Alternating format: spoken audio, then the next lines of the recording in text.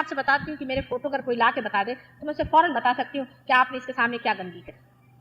उसका चित्त, मेरा चित्त वहां से हटा हुआ मुझे नजर आता है, उसी तरह से परमात्मा का वहां से चित्त हट जाता है। गणेश या हनुमान जी के मामले में तो ये बात है कि वो पहले ताड़ना देते हैं, भैरवनाथ, वो ताड़ना देते हैं, परेशान करते हैं, उनको गर्मी देते हैं, ब्लिस्टर्स आते हैं, सब करते हैं। पर तब भी जब मनुष्य नहीं मानता है और ऐसे पवित्रतम चीज का अपमान करता है, उस वक्त, उस समय में जब ऐसा हो जाता है तो वो जगह परमात्मा से खाली हो जाती है। और जब कभी पूछता है कोई कवि कि ऐसी जगह बता दे जहां परमेश्वर नहीं है, तो वो ऐसी जगह बन जाती है जहां परमेश्वर का चित्त नहीं रह जाता और वहां फिर हर तरह का व्यभिचार मनुष्य करना शुरू कर देता है। ऐसे बहुत सारे मंदिर और बहुत सी ऐसी गंदी जगहें हमारे अंदर, हर एक मंदिर पर इन तांत्रिकों ने अपना जोर बिठा दिया। जैसे महालक्ष्मी के मंदिर में, ये भी मैं आपसे बता दूं, महालक्ष्मी के मंदिर में जाकर अगर कोई भूतों का काम करे, मैंने ये घाघरी फूंकना जिसे बोलते हैं, वहां से महालक्ष्मी का चित्त तो बिल्कुल हट जाएगा, क्योंकि लक्ष्मी जी ऐसे घर में एक मिनट भी नहीं ठहरेगी जहां भूतों का वास। तो ये बराबर उन्होंने बना दिया। और मैंने यहाँ ट्रस्टी वालों से कहा कि इन लोगों को यहाँ से हटाइए, तो कह ले यही एक पब्लिक एंटरटेनमेंट है माता जी, इसको हम हटा देंगे तो महालक्ष्मी को कौन पूछेगा। मैं कहती हूँ कि अब क्या बात, उस जगह इस तरह का भूतों का व्यवहार करना और भूतों को वहां लाना और उनसे सवाल पूछना कि घोड़े का कौन सा नंबर आएगा, इस तरह की गंदी बातें जब आप साक्षात महालक्ष्मी के मंदिर में, जो कि साक्षात यहाँ के महालक्ष्मी की जो मूर्ति है वो साक्षात है, 1000 बार जाके उसे मैंने जागरूक किया और बार बार उसे आप लोग गिरा दे रहे हैं, तो किस तरह का हर साल वहां पर होता है, हर नवरात्रों में ये धंधे यहाँ लोग। और वहां पर जो लोग जाते हैं, किसी का सर पकड़ जाता है, कोई पागल हो जाता है। अभी आप पढ़िएगा कि किसी मंदिर में कोई गया था, वहां वो पागल हो गया। मंदिर में कोई पागल कैसे होगा, लेकिन वहां इस तरह के व्यामाचार आप लोग करते हैं तो यही होगा। सब मंदिरों को खत्म करने की पूर्ण व्यवस्था हम लोगों ने कर दी, फिर बाहर दुकानें लगा दी अच्छे से। शिरडी के साईं बाबा बहुत बड़े थे, दत्तात्रेय के अवतार हैं, इसमें कोई शंका नहीं, गुरु है, पूजनीय है। लेकिन इस वक्त जब मैं शिरडी में गई तो मैं हार गई 6 घंटे तक, लेकिन उनको मैं जागरूक नहीं कर पाई, वो वहां से चले गए। सब तरह के गलत काम करके हम इन जो इस पर देवता बैठे हैं इनको नाराज कर।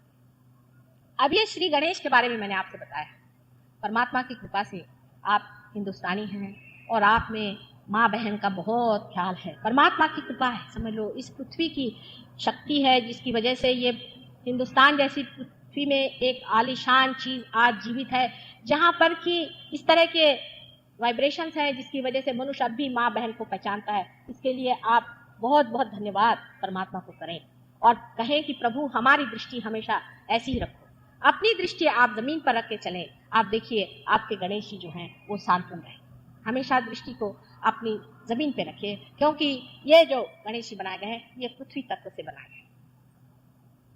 उसके ऊपर में जो चक्र आपको दिखाई दे रहा है, वहां ऊपर में नाभि को, इसे नाभि चक्र कहते हैं, जो अपनी नाभि के पीछे रीढ़ की हड्डी में, अब ये कहीं भी होती, मनुष्य की नाभि कहीं ऊपर होती कहीं नीचे होती, इसका कोई स्थान फिक्स नहीं, वहां पर नाभि चक्र है।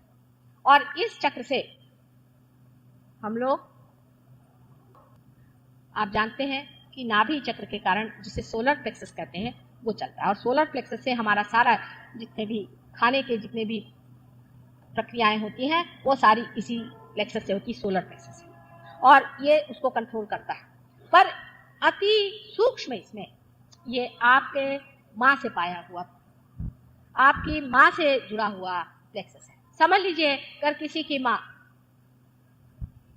बीमार है, नाभि चक्र पकड़ लेगा, लेफ्ट साइड में उसका नाभि चक्र पकड़ लेगा। अगर किसी ने कहीं जाकर के गलत तरह का खाना खा लिया, खाने से संबंधित है, क्योंकि खाना मैंने अपने को माँ पहले दूध देती है और हम माँ से ही पहले खाना सीखते हैं, इसलिए इसका संबंध खाने से।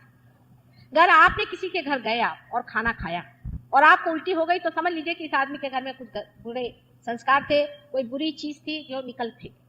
पेट के अंदर जो नाभि चक्र है ये आपके धर्म की स्थापना करता है, आपके धर्म की स्थापना करता है। माने जैसे समझ लीजिए एक छोटी सी बात है कि मनुष्य कहता है अब उसमें क्या है, कोई कैमरे देखने जाएगा तो उसमें क्या है। आपको आश्चर्य होगा कि मैं अगर कोई कभी कैमरे तो दिखती नहीं हूँ, लेकिन कुछ मेरे पति की ऐसी नौकरी है, कभी कभी ये लोग शुरू कर रहे हैं, उसी वक्त मेरी उल्टियों के मारे इतना हाल खराब हो जाता है कि सब वो कैमरे ठंडा हो जाता है। अपने मेरे पेटी में धर्म है, वो कुछ चीजें बताती नहीं हूँ कि बाबा तू शराब मत पी कि यह खराब है, मैं कोई रैशनलाइज नहीं करती हूँ। शराब तो मैं पी ही नहीं सकती। एक बार किसी ने इतनी सी ब्रांडी मुझे गलती से दे दी, मुझे बगैर बताए हुए, तो इतना सारा खून गिर गया। तब से मेरे हस्बैंड तो कहीं जाते हैं, कहते बाबा इनको तो गलती से एक बूंद भी मत देना, मेरा तो जी घबरा। ये पेट जो है इसमें धर्म होता है, वही सब बैलेंस करते रहता है। आप देख लीजिए पेट की सारी बीमारियां आपको शराब और सारे मद्य से। हमें नानक ने कहा है कि शराब पीना मना है, मोहम्मद ने कहा है शराब पीना मना है। आखिर वो लोग कोई पागल थे जो बिल्कुल मना करके गए कि भाई शराब नहीं पी। लेकिन अब देखिए हम लोग धर्म के मामले में कैसे विपरीत हो जाते हैं। अभी ये दो आदमी हम देख सकते हैं जिन्होंने साफ साफ कह दिया, सबने हर एक बात नहीं कही, लेकिन सबका मिला करके धर्म बनता है। लेकिन उन्होंने शराब को और मद्य को बिल्कुल मना किया है कि कोई सा भी नशा नहीं करना चाहिए, बिल्कुल मना है, पूरा नशा। लेकिन आप देख लीजिए कि मुसलमान लोग सबसे ज्यादा शराब पीते हैं, और इनके देशों में जाए तो वहां एक से एक कवि हो गए, उनमें कविताएं बनाई उन्होंने शराब की। शराब कोई पीने के लिए नहीं भगवान ने बनाई, वो तो पॉलिश के लिए बनाई थी, पॉलिश करने की। कोई भी चीज पॉलिश करनी है, डायमंड को पॉलिश करना है, फर्नीचर को पॉलिश करना है, उसमें स्पिरिट लगता है। सारी शराब उसके लिए बनाई थी। मनुष्य इतना मूर्ख है, उसको पीने लग गया। अब उससे उसको मादकता आती है, और इसके बाद मनुष्य जो उठेगा, अब वो जानवर नहीं हो सकता, और अब वो अगर भगवान भी नहीं हो सकता, तो अब वो राक्षसी बनेगा कि नहीं बनेगा। इसीलिए कहते हैं कि राक्षस गण में लोग जाते हैं।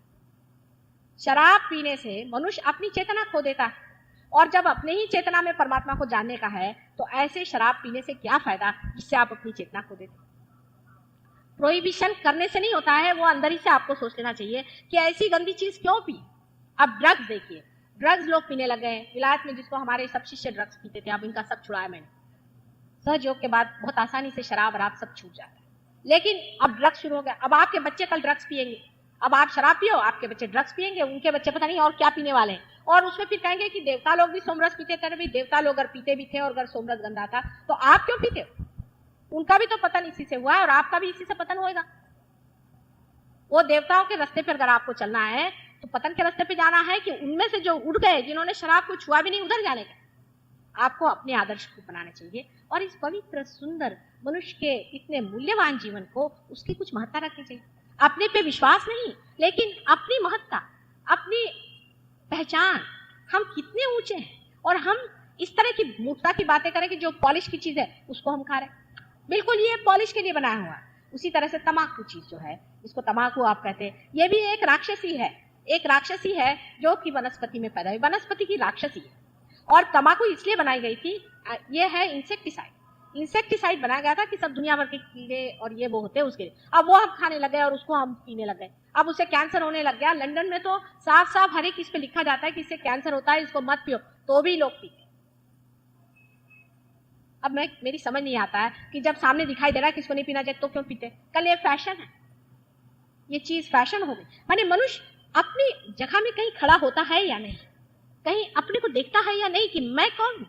आपको राजा बनने का, आपको अपने पे आधिपत्य लेने का, आप चीज क्या है उसको आप समझ रहे हैं या नहीं, या अपने को एक कचरा गाड़ी बनाने का। कल रास्ते में कहीं पड़ा हुआ मनुष्य मिलेगा। मैंने हमारे जीवन में, यहाँ मैं लंदन, यहाँ बॉम्बे में करीबन 24-25 साल से रह रही हूँ, हमारे साथ के बहुत बड़े बड़े लोगों को देखा, रास्ते पे पड़ा मिला, वहां मरता हुआ मिला। ऐसी ऐसी बातें सुनती मुझे आश्चर्य। विद्वान, घर के अच्छे, बाल बच्चेदार सब होते, रास्ते पर वो कोई साहब थे, वो मिले, उठा के ले गए, कचरा गाड़ी में फेंक।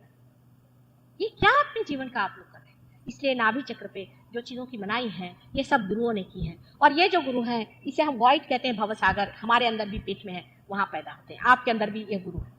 इनके मुख्य 10 अवतार हुए हैं। हम इनको ऐसा ले कि आदिनाथ, जो कि जैनों के माने हुए हैं, वो इसके पहले अवतरण थे। दत्तात्रेय जी इसका ईसेंस है, इसका तत्व है। दत्तात्रेय इसका तत्व है। दत्तात्रेय जो है, ये तीनों शक्तियों के जो बाल्य स्वरूप है, पवित्र स्वरूप है।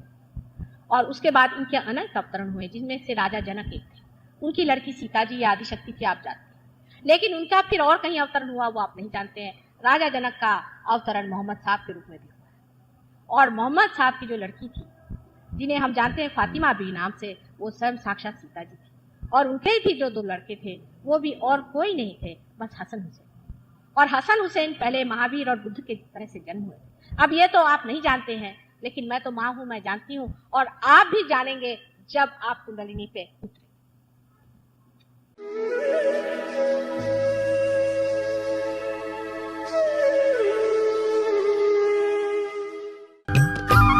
सब्सक्राइब कीजिए कुंडलिनी जागरण को और प्रेस कीजिए बेल आइकन को, जिससे कि आपको मिल सके हमारी लेटेस्ट वीडियो सबसे पहले।